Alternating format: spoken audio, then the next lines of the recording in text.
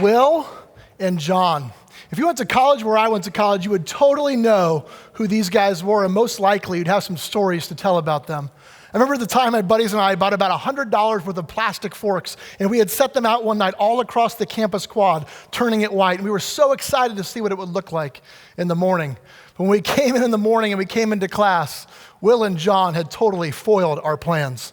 But that's not my favorite memory. My favorite memory was every year watching those two during the annual commencement ceremony. On that day, they were dressed totally differently than they were dressed every other day, but they were doing the same thing they did day in and day out, just in a little bit of a different way.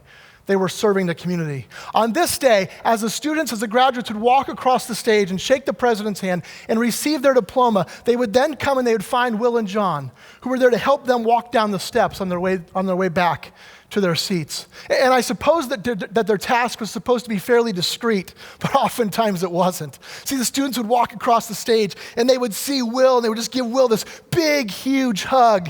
And then they would go a couple stairs down and they would do the same thing for John. See, the students loved these men. They loved these gray-haired, bow-legged, sun-weathered groundskeepers, and they wanted them to know just how much they appreciated them. As I watched this happen year after year, I thought a lot about the intersection between work and meaningfulness. You see, Will and John were these guys who did not have these meaningful jobs. They were groundskeepers. I mean, they mowed the grass, and they weeded out the flower beds, and they scooped goose poop off of the sidewalks, and they shoveled snow. But the way that they did their job, always with a smile on their face and with a moment to say, hey, how are you doing? Or to offer an encouraging word, made their work incredibly meaningful. And they had such an incredible impact on so many students. I would venture to say they had a much greater impact than many of the other folks, like the professors and the counselors and the student life folks who had these meaningful jobs. See, this story illustrates for me what's so wrong about the way we oftentimes think about work, talk about work, and counsel people about work. You see, we tell people, you should go try to find a meaningful job. For if you can find a meaningful job, you'll be more happy, you'll be more engaged, you'll be more fulfilled, and you'll help your company make more money and more happy customers. But you see, when we say this, we're saying there is some work that is meaningful and other work that is not meaningful.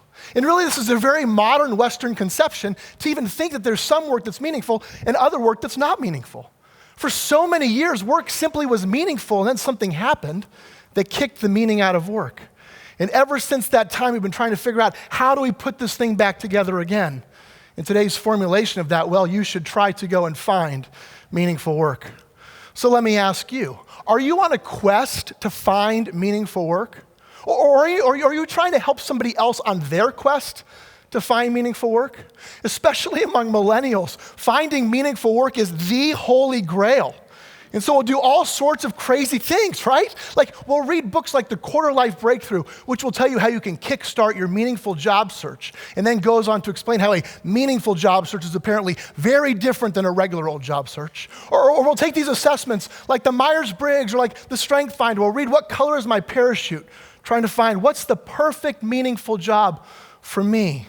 And then we'll go out on these job searches, searching for the perfect, meaningful job, all the while passing over and ignoring all sorts of other jobs that are just not quite meaningful enough. We have an obsession with finding work that will bring us meaning. And I'm so sorry if this massively disappoints you, but no job can do that for you. You see, we don't find meaningful work. Rather, we make work meaningful. Another way to think about this is that you don't go to work and go and get meaning. No. You go to work and you bring the meaning. There is not meaningful work that you can find. No, there is work that you can make meaningful. And if that's the case, perhaps we should spend less time trying to find meaningful work and spend more time making work meaningful. And that's what I want to talk about for a few minutes here. So first of all, I want to talk about the problem. Like, what went wrong? For so many years, work and meaning were closely connected. Then something happened. What was that thing? And then if we can understand the problem, maybe we can find a solution. Maybe we can figure out how to put it back together again in a sustainable, actionable way that doesn't require this elusive, exhausting search for meaningful work. So first, the problem. As I said, for many, many years, work simply was meaningful. It was very, very meaningful. Okay, now of course, throughout history, whenever people have been oppressed or dehumanized, such as in situations of slavery or the forced exploitation of other people, work has not been and cannot be meaningful. But in most free societies, such as ours today, work has largely been an incredibly meaningful endeavor. See, work was meaningful because it was characterized by connectedness in three primary ways. First of all, the production of the product was closely tied to the use of the product. You worked for your family or for the families around you. Look at this squash. Check out how juicy my steak is. Look at this door. This thing is going to be the talk of the town. How are your shoes fitting you, Mr. Dearborn? See, you knew that the products and the services that you produced and offered would have an effect on people that you knew.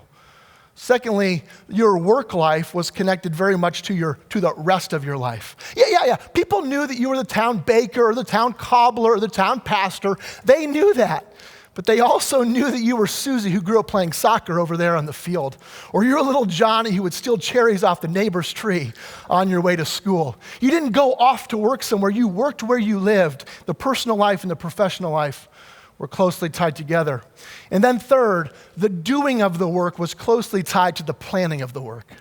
Another way to think about this is that the worker bees managed their work and the managers did real work. And so, of course, work was marked for so many years by this deep connectedness in the holistic way that work was done, in the relationship between the worker and the community, and in the connection between the production of the product and the use of the product. And for all of those reasons, work was very, very meaningful. But then, something terrible happened. A group of people came along and killed the meaning in work, turning work into labor. You know who it was? It was managers. Well, maybe to be more exact, it was management theorists. Really, it was these management theorists who put forward these principles of scientific management during the latter part of the Industrial Revolution. Right? Now, certainly these ideas kind of were in development for many, many years, ever since Adam Smith had penned The Wealth of Nations.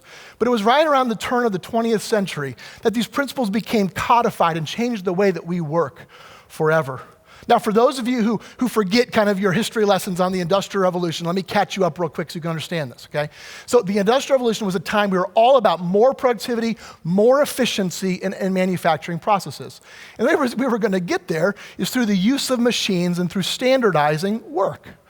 And so for so long, like these things happened, and they were going well for a lot of different ways. Good things were happening. I mean, truly, the Industrial Revolution revolutionized industry.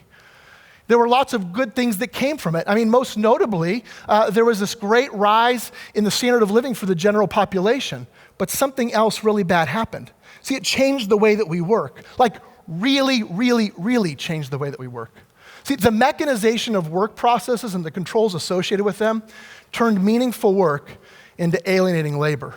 I want you to make sure you catch this. It turned meaningful work into alienating labor. So how did this happen? Well, if you understand scientific management, you'll see how this happened. Okay, so scientific management is kind of what it sounds like. It's the application of science to management. Freddie Taylor, the poster boy of scientific management, a mechanical engineer and one of the first management consultants, proposed 4 principles to maximize work and worker productivity. And if you understand these 4 principles, you'll understand how meaningful work was turned into alienating labor. So here's what he did, okay? His 4 principles. The first principle is that there is a best way to do any given job, okay? Now most of us tend to do this fairly naturally. If I need to move a big old pile of sand from my front yard to my backyard, I'm gonna think, what's the best approach to use and what's the best tool to use? I'm probably not going to use this tool, right? Nor are you, okay? And probably I'm not going to just, throw my shovel in the front yard, walk all the way to the backyard, throw it back to back, walk all the way back, grab another shovelful and keep doing this. That's foolishness, right? We wouldn't do that. We'd probably get a wheelbarrow, fill it up and move it back there, do that several times and make it happen. But that wasn't good enough for Freddie Taylor. He wanted to study work processes down to the hundredth of a second. He wanted to know the exact best way to do any given task. So like for workers in a steel company, they need to shovel something like coal or iron ore or sand, and he wanted to know what's the best way. Is it best to go and get a half scoop and throw it over this way? Is it best to get a half scoop and throw it this way? Or is it best to get a big full scoop and throw it this way, or a full scoop and throw it that way? What's the exact best way? In fact, he found that 21.5 pounds was the perfect amount of something to get on your shovel at any given time. That's principle number one. Principle number two is that not only are we going to know the best way to do a task, but we're going to carefully and scientifically select, train, and develop workers so that every time they take their shovel and they throw it into a pile of something, they get 21.5 pounds. But still, that's not quite enough either. So not only are we going to say, hey, here's the best way to do it, not only are we going to train you how to do it that way, but we're also going to watch you.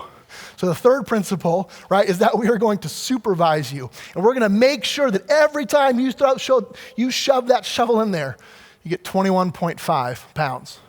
Now, if you put those first three principles together, you'll get to principle number 4. See, someone's got to figure out the best way to do a job. Someone's got to carefully select and train the employees. And someone's got to watch over them to make sure they do it the right way. So principle number 4 is there should be a division of labor between managers and workers, such that managers plan out the work and workers do the work. Now, it took a while for Taylor's ideas to catch on, but once they did, they revolutionized the way we work, both in good and bad ways. Like, I'm so grateful for so many of the outcomes of scientific management. I'm glad I can go anywhere in the world to a Starbucks, order a vanilla latte, and pretty much get the same thing. I love that last year when my wife and I bought a house and we renovated the house, I could get a good tile job done for a cheap price. And I love that I can go to conferences like this one or read books and learn all sorts of best practices to learn how to do my job better.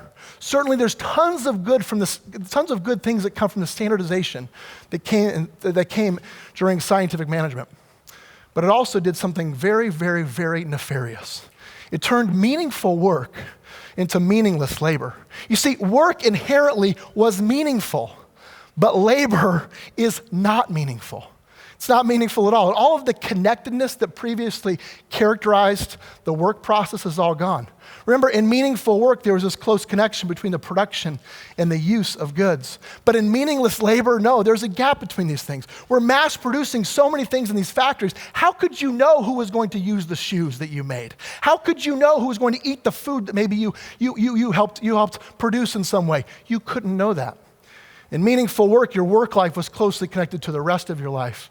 But in meaningless labor, there has to be a gap between your work life and the rest of your life. I mean, imagine what it must have been like to work in these factories. So come on in. Here's exactly what we want you to do every day. Do it exactly the way we tell you to do it. We don't want your ideas. We don't want your suggestions. We don't want your thoughts. Shut up and work. How dehumanizing would that be? Incredibly dehumanizing. You would have to put up a barrier between who you were at work and who you were outside of work. In fact, we find that in these communities where these scientific management principles were put into place, the arts were flourishing. People needed some sort of an outlet to put their creativity. This is where we get the phrase, I'm just working for the weekend. And then third, in meaningful work, the doing and the planning of work is closely connected. But in meaningless labor, there's a great gap between them. Some people do the work, but it's the workers that do the work. And some people plan the work, and that's the managers. The managers plan and instruct the work, but by golly, they do not work. And here you see this rise of management. See, all of the things that had previously connected meaningfulness and work were disconnected. So is it any wonder then that work and meaningfulness were also disconnected? Not at all. Not at all. And ever since that time, we've been trying to figure out how do we put Humpty Dumpty back together again? And then today it's like, well, if you find meaningful work, it'll all go well. Work won't suck for you anymore. It'll all be good. But you see, trying to find meaningful work is like a wild goose chase for most of us, filled with great disappointment, occasional success, and pull your hair out confusion. So what do we do about that? What do we do about this problem? What we do is we take work and meaning, we put them back together in every job, in every organization, and in every domain in a way that does not require this elusive, exhausting search for meaningful work. Because getting this meaningful job just won't do the trick for you. I mean, ask the students at my alma mater. There were all these people who had these meaningful jobs, but the way they did their work was so meaningless ultimately. Then you had these other folks who had these meaningless jobs who did their work in a way that was incredibly meaningful. You see, meaning is not found in the job. Meaning is found in the way you do the job. And if that's the case, if you want to do meaningful work, I urge you, spend less time trying to find meaningful work. Spend more time making work meaningful. Now, there's lots of resources out there that you can find to help you find meaningful work. Like if you pick up the Quarter Life Breakthrough, it'll give you the step-by-step guide for how to find meaningful work. So let me offer some strategies for you that you can use today, right now, to make your work more meaningful. Number one, focus on the good that you do. Focus on the good that you do. In the hustle and bustle, in the busyness of everyday organizational life, it is so easy to forget why it is that we are doing what we are doing. It's so easy for that to happen. We've got to reclaim those conversations. We've got to think about why are we doing the things that we're doing. In their great book, Make Your Job a Calling, Brian Dick and Ryan Duffy talk about three workers who were doing this monotonous task of breaking large rocks into small rocks. These workers were asked, what are you doing? The first one said, I'm making little ones out of big ones. The second one said, I'm making a living. The third one said, I'm building a cathedral. What cathedral are you building? Number two, see beyond the bottom line. Like certainly you've got to understand what your bottom line is. What is it that you're going to be held accountable for? What do you have to do? But see that as a starting line, not as a finishing line. Go to work and say, how can I make things better? How can I improve a process? How can I make someone's day? Third, never say I'm just a whatever. Some of us run around and say, well, I'm just a mechanic, or I'm just a groundskeeper, or I'm just a barista, or I'm just a video operator, or I'm just a mom. No, you're not. No one is just anything. Would you please quit perpetuating this idea that somehow some work is more meaningful than other work? It's not. Number four, especially for those of you who are supervisors, create space for others to make their work meaningful. It creates space where people can focus on the good that they are doing. Create space where people can see and act beyond the bottom line. Create space where people can figure out how they're going to do their work, like actually plan it out. Don't force people to go somewhere else to make their work meaningful. And finally, embrace people's humanity, all of it. Embrace the fullness of who people are, not just their voices, not just their fingers, or not just their backs, or whatever it is that makes happen what you want to make happen. Invite the fullness of who people are into every job, into every team, into every office, and into every organization. And just maybe, if we do these things, we would find again that work is very, very meaningful. And we would no longer have to search for the perfect, meaningful job. You see, there is no meaningful work without someone bringing the meaning. Stop waiting for someone to hand you this perfect, meaningful job. No matter where you are, no matter where you're working, you can inject meaning into the work that you do every day. Even if you're mowing grass, scraping goose poop off of sidewalks, or shoveling snow for the rest of your life. My friends, today and always, I urge you, spend less time trying to find meaningful work and spend more time making work meaningful. Thank you.